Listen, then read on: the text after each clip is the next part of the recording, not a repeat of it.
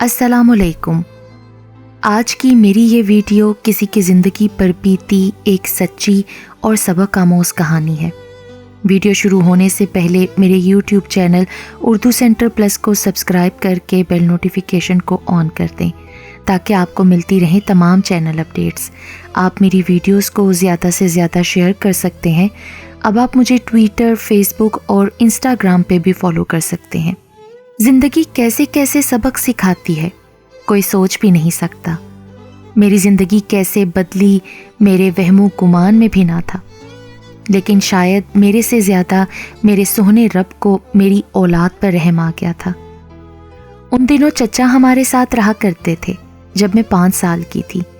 دادی نے چچا زاد اسد سے میرا رشتہ طے کر دیا۔ وہ مجھ سے 2 برس بڑا تھا۔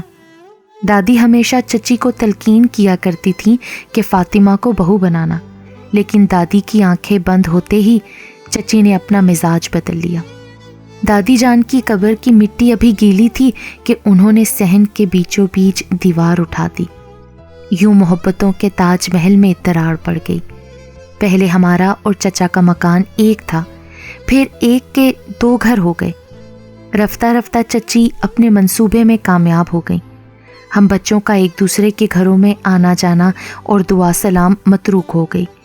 ابو اور چچا نے بھی دوری اختیار کر لی۔ جب ضرورت ہوتی تو وہ باہر مل لیتے تھے۔ میں جو اسد کی ٹھیکرے کی مانگ تھی اس کی صورت کو ترسنے لگی۔ امی اور چچی کی چپکلش میں ہم معصوم دلوں کا بے حد نقصان ہوا۔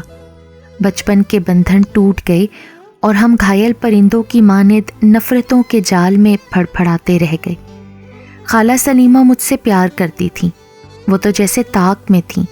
انہوں نے فوراً جھولی پھیلا کر اپنے بیٹے کے لیے رشتہ مانگ لیا۔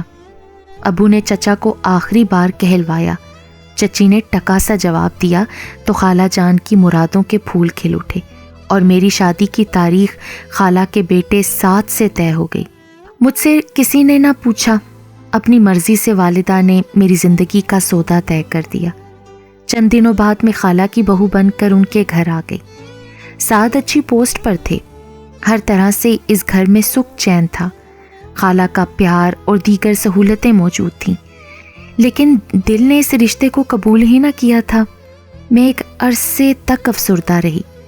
بچپن سے اپنے چچا زاد اسد کی محبت کا نقش دل پر جو تھا وہ ٹوٹتا ہی نہیں تھا۔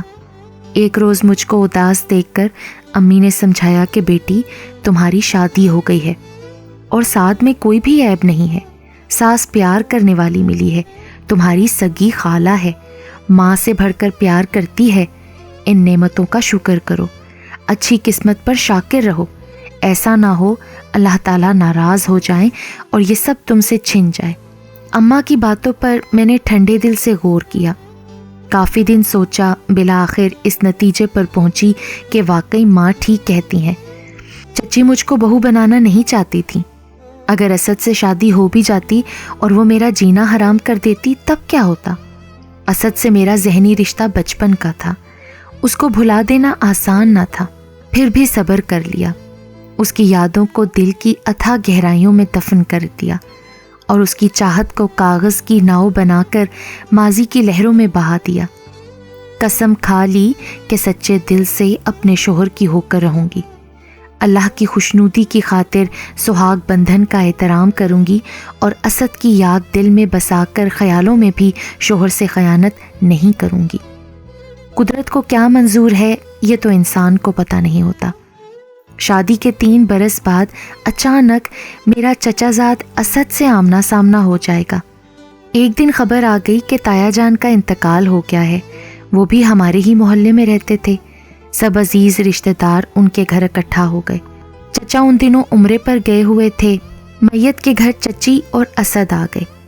آپس کی رشتہ داری تھی، ایسے موقعوں پر آمنا سامنا لازم ہوتا ہے۔ 3 سال بعد اسد نے مجھ کو دیکھا تو افسردہ ہو گیا۔ میں کافی دبلی اور کمزور ہو گئی تھی۔ مجھ کو دیکھ کر اس کے چہرے پر اداسی کے بادل چھا گئے۔ چھوٹے سے گھر میں لوگوں کا رش ہوا تو میرا دم گھٹنے لگا۔ میں چھت پر چلی گئی، معلوم نہ تھا وہ بھی وہاں ہے۔ لوگ جب عصر کے وقت آیا کا جنازہ اٹھانے آئے، دل پر عجب وحشت طاری ہو گئی۔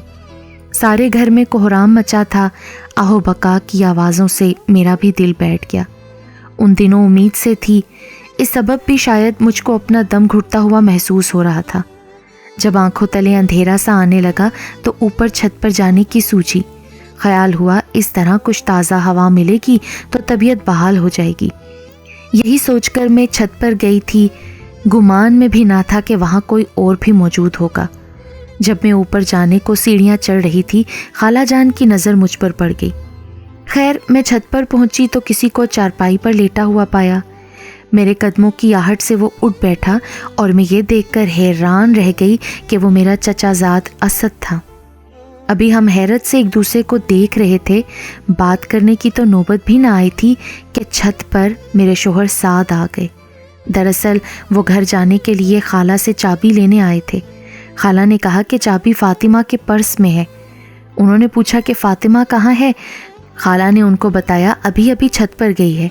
یہ سن کر وہ بھی چھت پر آ گئے، لیکن یہ دیکھ کر بدھ بن گئے کہ وہاں اسد بھی موجود تھا۔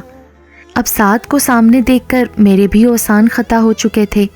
میں نے کوئی بھی جرم نہیں کیا تھا، لیکن پھر بھی خود کو مجرم محسوس کر رہی تھی، کیونکہ سعد جانتے تھے کہ میری بچپن سے نسبت اسد سے طے تھی۔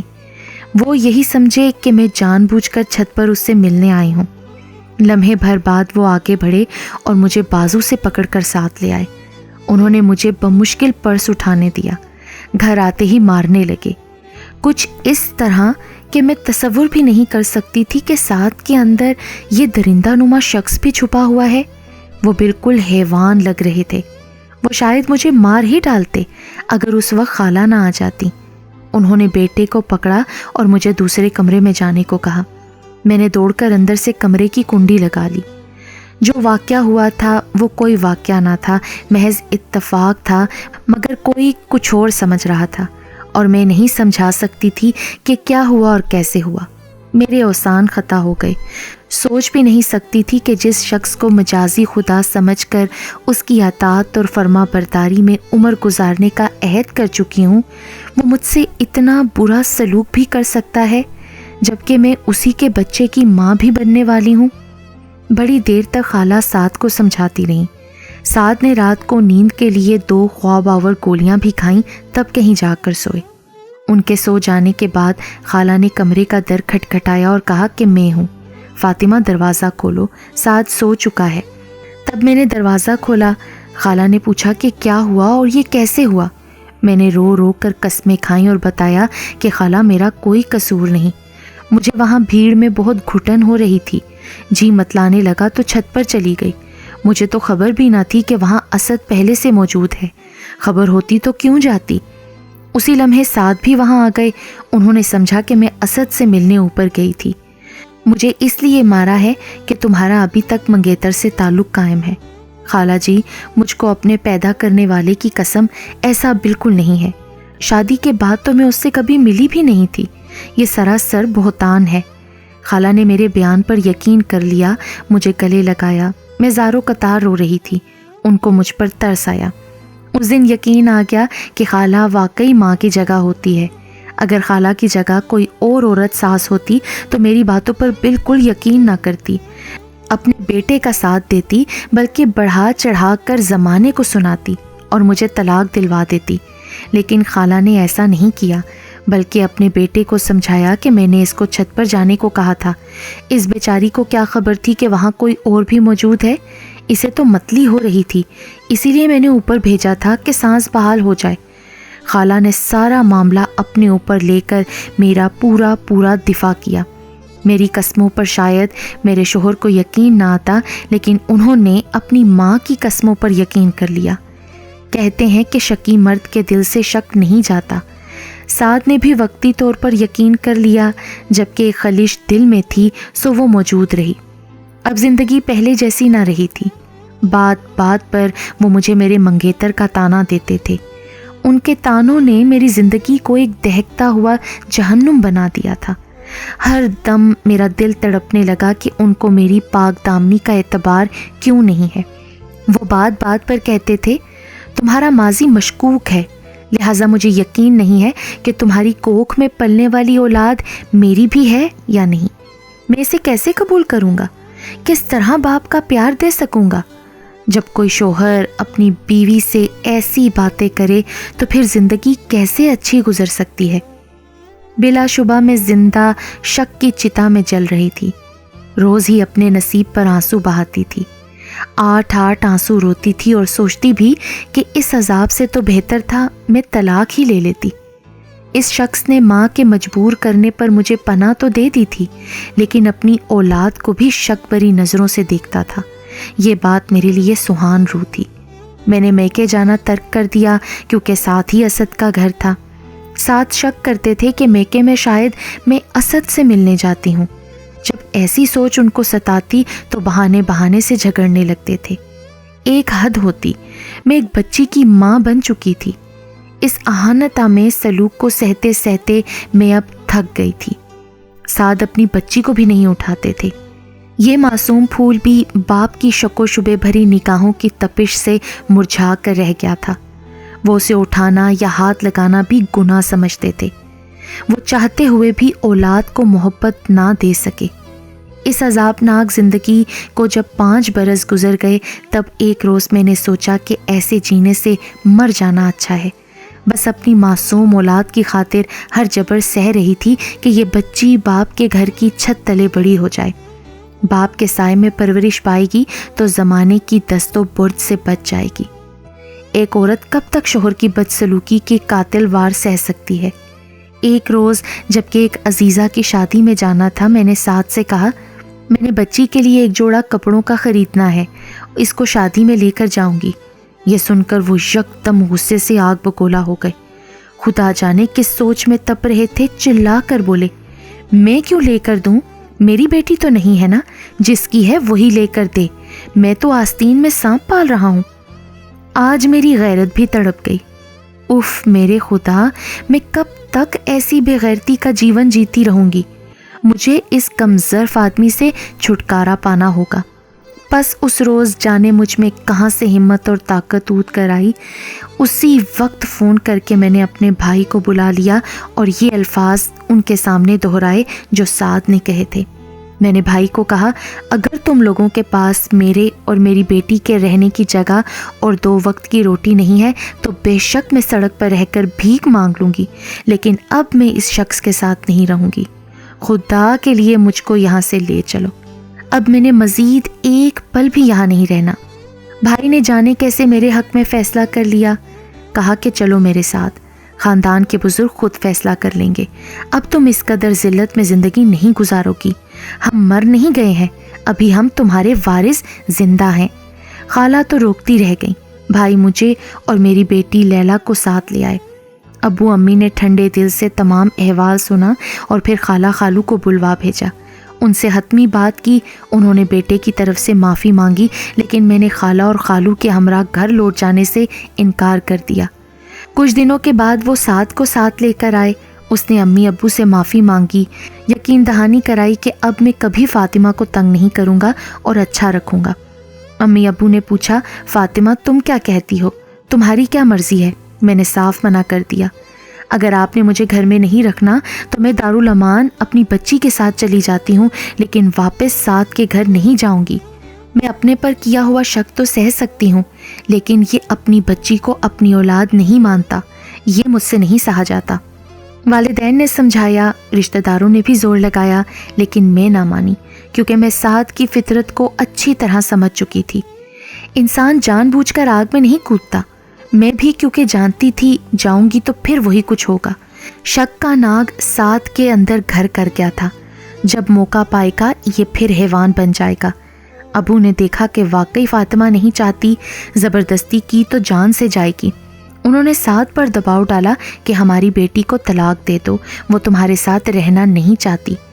خالہ کی دلی خواہش تھی کہ میں واپس آ جاؤں، وہ اپنی پوتی سے بہت پیار کرتی تھیں، لیکن مجھے سسرال جانے سے خوف آتا تھا۔ چند دن خاموشی رہی، پھر سعد نے ایک عورت سے مراسم استوار کر لیے۔ ماں سے کہا کہ تنہا زندگی کب تک گزاروں، میں شادی کے بغیر نہیں رہ سکتا، دوسری بیوی کا انتخاب کر لیا ہے، آپ راضی ہو جائیں ورنہ میں خود ہی نکاح کر لوں گا۔ اب خالہ سٹ پٹا گئیں، بیٹا ہاتھ سے جا رہا تھا اور بہو واپس آنے کو راضی نہ تھی۔ امی سے بات کی، انہوں نے صاف کہہ دیا کہ جو شخص اپنی اولاد کو اولاد تسلیم کرنے پر تیار نہیں، مشکوک نگاہوں سے دیکھتا ہے، اس کے ساتھ ہماری بیٹی فاطمہ زندگی کیسے گزار سکتی ہے۔ مایوس ہو کر خالہ نے بیٹے کا دامن تھام لیا۔ سعد نے اپنی مرضی کی عورت سے نکاح کر لیا۔ ابو نے عدالت میں میرے لیے خلا کا دعویٰ دائر کیا۔ خلا کے بعد میں آزاد تھی، لیکن اپنی بچی کی خاطر دوسری شادی نہیں کرنا چاہتی تھی۔ ایک روز چچا اور چچی آئے۔ وہ امی ابو کو منانے آئے تھے کیونکہ اسد نے میرے سوا کسی سے شادی سے انکار کر دیا تھا۔ اس نے اپنے والدین سے کہا تھا کہ وہ عمر بھر شادی نہیں کرے گا۔ اگر میری خوشی منظور ہے تو تایا سے فاطمہ کا رشتہ طلب کیجیے، اب وہ آزاد ہے۔ اسے طلاق بھی صرف میری ہی وجہ سے ہوئی ہے۔ اگر میں اس دن چھت پر نہ ہوتا تو شاید وہ اپنے شوہر کے ساتھ سکھی رہتی۔ چچی اور چچا نے جب بہت منت اور سماجت کی تو امی ابو راضی ہو گئے۔ انہوں نے مجھے بھی سمجھا بجھا کر منا لیا۔ یوں میری شادی اسد سے ہو گئی۔ اس شادی پر بھی رشتہ داروں نے خوب باتیں بنائیں، لوگوں نے انگلیاں اٹھائیں۔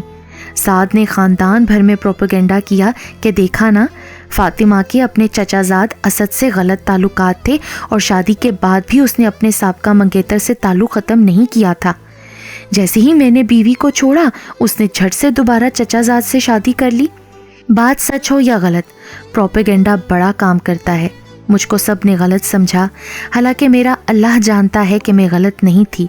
سچ ہے، لوگوں کے منہ پر ہاتھ نہیں رکھا جا سکتا۔